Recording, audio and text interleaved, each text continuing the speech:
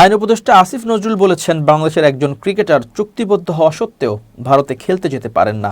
সেখানে বাংলাদেশের গোটা ক্রিকেট টিম বিশ্বকাপ খেলতে যাওয়া নিরাপদ মনে করতে পারে না। ফেসবুকে এক পোস্টে তিনি একথা বলেন। তিনি লিখেছেন, উগ্র সাম্প্রদায়িক গোষ্ঠীর কাছে নতি স্বীকার করে বাংলাদেশের ক্রিকেটার মুস্তাফিজুর রহমানকে দল থেকে বাদ দেওয়ার জন্য কলকাতা নাইট রাইডার্সকে নির্দেশ দিয়েছে ভারতের ক্রিকেট বোর্ড। আমি এর তীব্র নিন্দা ও প্রতিবাদ জানাচ্ছি। তিনি আরও লেখেন, ক্রীড়া মন্ত্রণালয়ের দায়িত্বপ্রাপ্ত মন্ত্রী হিসেবে আমি ক্রিকেট কন্ট্রোল বোর্ডকে বলেছি তারা যেন আইসিসির কাছে পুরো বিষয়টি ব্যাখ্যা করে লেখে। বোর্ড যেন জানিয়ে দেয় যে যেখানে বাংলাদেশের একজন ক্রিকেটার চুক্তিবদ্ধ হওয়া সত্ত্বেও ভারতে খেলতে পারে না, সেখানে বাংলাদেশের গোটা ক্রিকেট টিম বিশ্বকাপ খেলতে যাওয়া নিরাপদ মনে করতে পারে না। বোর্ড থেকে বাংলাদেশের বিশ্বকাপের খেলাগুলো শ্রীলঙ্কায় অনুষ্ঠিত করার অনুরোধ জানানোর নির্দেশনাও আমি দিয়েছি। গোলামের দিন শেষ উল্লেখ করে তিনি আরও লেখেন, আমি তথ্য সম্প্রচার মন্ত্রীকে অনুরোধ করেছি বাংলাদেশের যেন আইপিএল খেলার সম্প্রচারও বন্ধ করে দেওয়া হয়।